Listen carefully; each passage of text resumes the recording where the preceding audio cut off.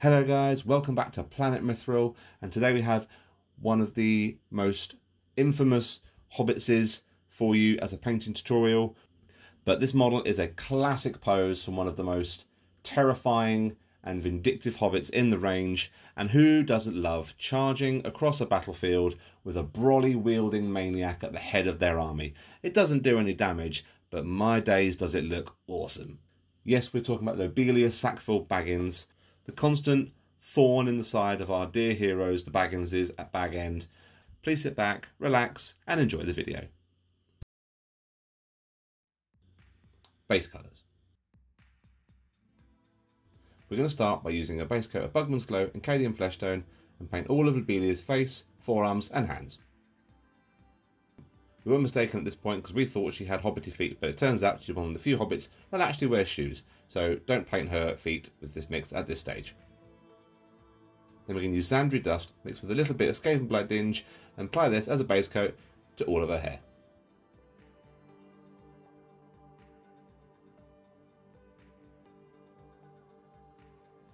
Now, using Wraithbone with a little bit of Rhinox Hide mixed in just to tone it down ever so slightly to a more earthy hue, we'll apply this as a base coat to the entirety of her underdress. This focuses mainly around the sleeves and the bottom bit of dress hanging out beneath the hem.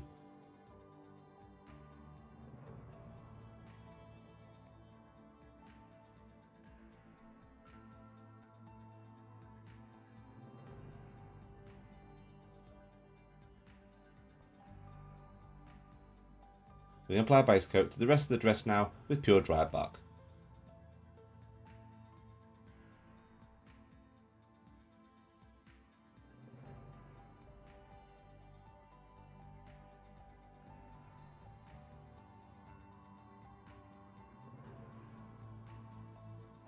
The apron was then given a base coat with a mix of Wildbearer's Red and Thondia Brown.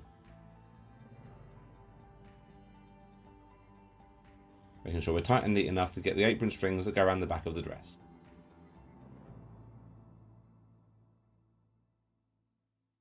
It was at this stage we realised she actually had shoes on, so we painted her feet with Rhinox Hide. The umbrella was then given a base coat of Deathcore Drab. The umbrella is mightier than the sword indeed.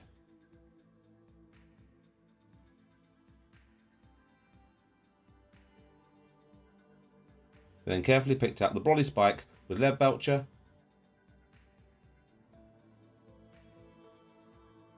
as well as picking out the handle of the umbrella with Abaddon Black. Skin.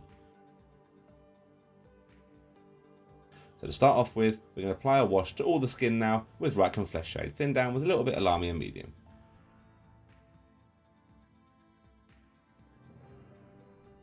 We're now going to apply a layer to the skin with a 50-50 mix of Bugman's Glow and Ungor Flesh, leaving the Reikland Flesh Shade showing in the recesses and trying to create some definition to her scowly, grimaced looking face.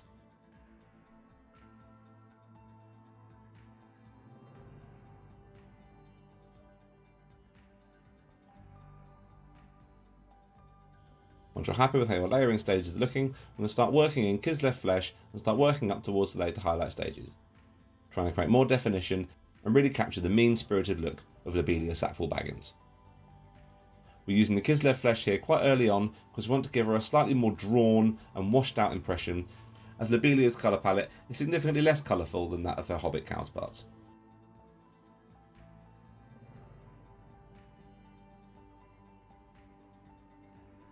By the time you reach your final highlight stage, your mix should contain no more than 50% Kislev Flesh to the previous layering stage. And you're looking at picking out particularly the anger lines, the frown lines, the jowls around her face, her very pointy nose, and picking out a definition across the very taut skin across her very bony arms and knuckles.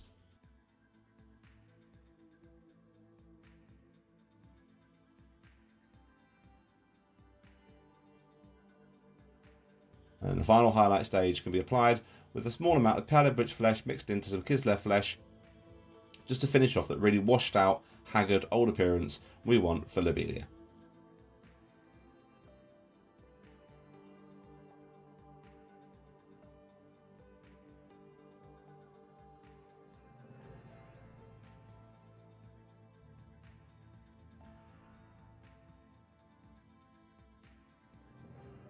We went for our usual way of painting the eyes by painting in the recesses with Abaddon black,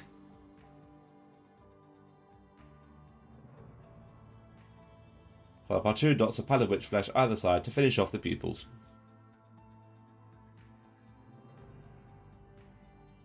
Hair. The hair is very roughly textured, so a wash of Agrax Earthshade really helps to tone this down at this stage, ready for the next dry brushing stages.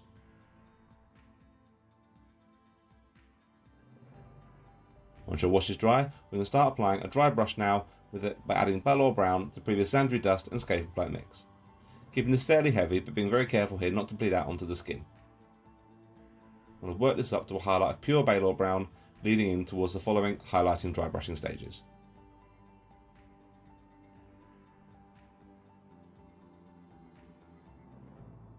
I'm going to highlight the hair now by applying a lighter dry brush with a mix of Balor Brown and Ushabti Bone.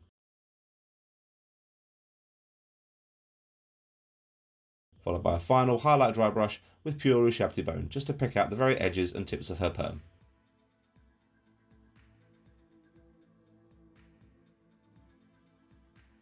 When you're happy with how this looks, you can apply a very light glaze with Seraphim Sepia just to tie all these dry brushing layers together and give a little bit more colour back to her hair, as she's not quite that grey just yet.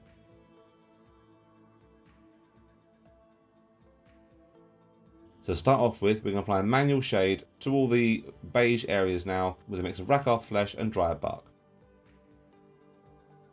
Be careful at this stage not to overblow the Rakarth flesh with the Dryad bark, as we don't want to make the contrast between the lighter and darker areas too stark at this stage.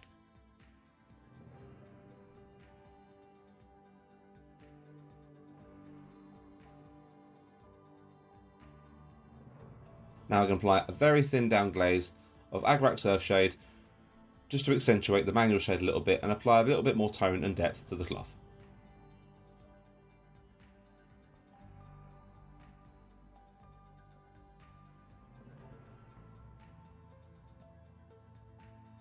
Once your washes are dry and you're happy with how they look, we're going to start adding Pallid Witch Flesh to the previous Wraithbone and Rhinox Hide base coat mix. We're going to add this in reasonably small increments, working up from about a 1 to 2 part split between Pallid Witch Flesh and the base coat mix, just to start pushing that contrast a little bit quicker and really letting that manual shade and wash work its magic for us.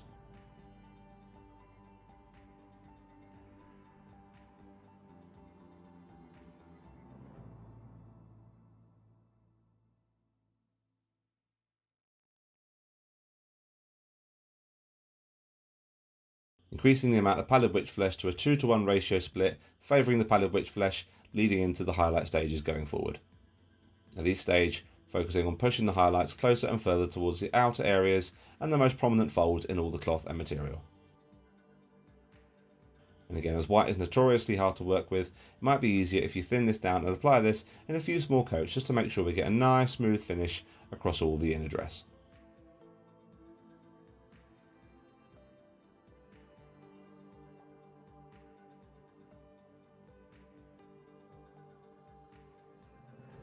Then we're going to apply a final edge highlight once you're happy with how the dress looks so far with pure Pallid Witch Flesh. This will just make these beige areas pop that little bit more against the other rustic and earthy tones we're using for the remainder of the dress and the rest of the Lobelia.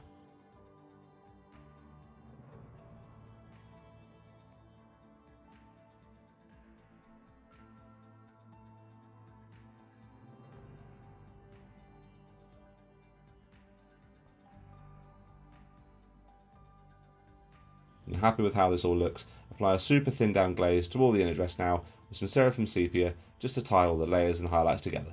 What a lovely dress, Lobelia.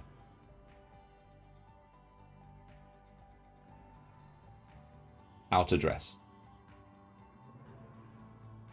We apply a fairly thorough wash to all the outer dress with Agrax Earthshade. Not thin down so much as we really want to give it that worn, leathery look.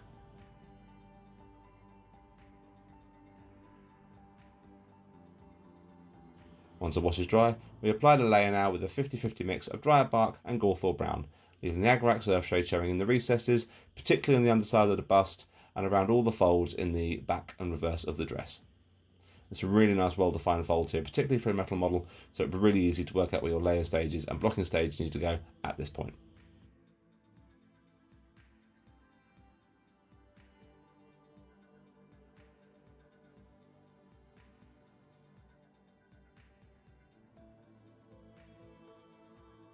work our way up to the penultimate layering stages by increasing the amount of Gawthor brown. By the time we reach the penultimate layering stage, your mix should contain no more than a 3:1 ratioed mix of Gawthor brown to the drier bark. And just continue to accentuate and push the highlights and definition of the post-wash blocking stage at this point.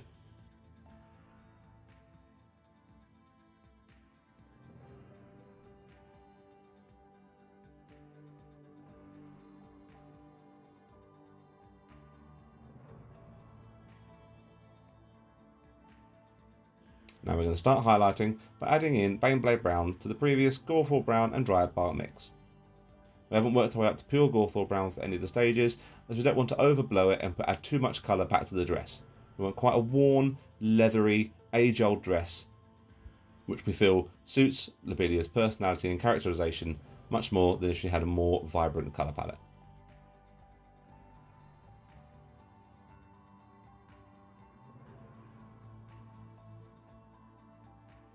For the final highlight stage, increase the amount of Baneblade Brown in the mix to an approximate 2:1 split of Baneblade Brown to the previous layering stage.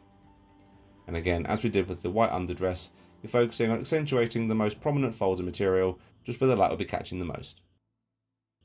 And this should give you a really nice, authentic, rustic, earthy look to Lobelia's dress.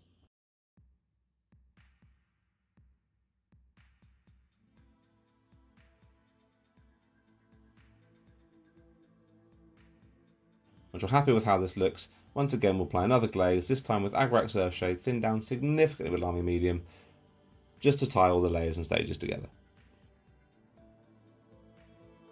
Apron. We're going to apply a wash to all the dress now with Gal Vorbak Red thinned down about halfway with Lamy Medium.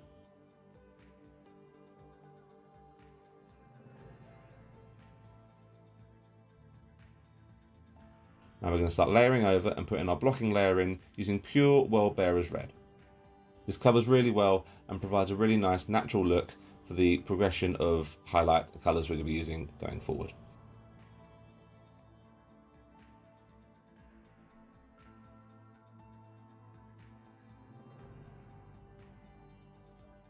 Continue layering up, adding Cadian Flesh Tone to the World Bearers mix, looking at approximate 2:1 split in favour of World Bearers at this point, and again, as we have with the rest of the cloth, accentuating the blocking layer and working up our layering stages and providing a nice sense of flow and light movement from the darker to lighter areas of Apron.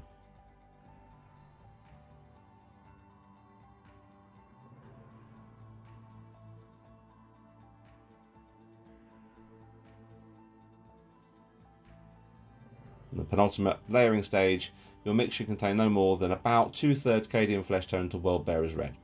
We don't want to overblow it at this point. The Cadian Flesh Tone brings up the tone really nicely and really effectively for Lobelia, but if we add too much, it starts looking too fleshy, and we do not want that for this Hobbit.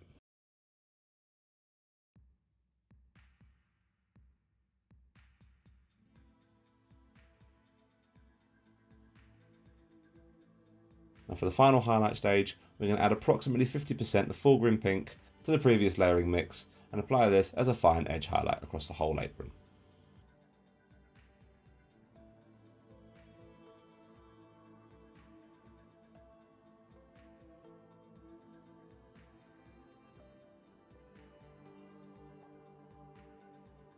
Brolly. So to start off with, we're going to use Athonian Camo Shade and give the Brolly a nice thorough wash, letting it sink into all the recesses and giving a nice sense of depth.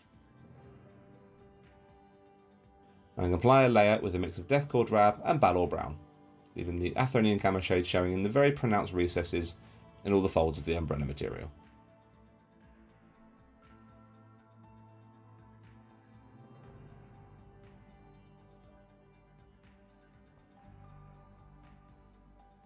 Increasing the amount of Balor Brown in the mix for the next layer stage to an approximate 50-50 split.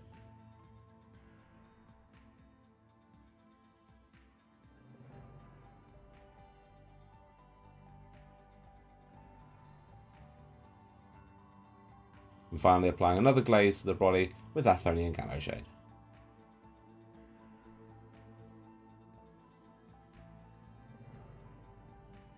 I'm going to apply a very quick highlight just to the tip of the Brolly with Ironbreaker. followed by a very quick edge highlight to the handle with Ulthuan Grey, and giving it a nice lacquered feel with some Ard Coat just to give it a nice shine. But here is Lobelia Sackville Baggins, ready to unleash her full fury with brolly and harsh word alike upon the poor unsuspecting Baggins of Bag End, and claiming what she feels her and her family rightfully deserve. But I think I know a couple of Bagginses that might dispute that. As always, we hope you guys really enjoyed the video. Please leave a like and subscribe, it really helps the channel going forward. Take care guys, we hope you enjoyed, and as always, happy hobbying.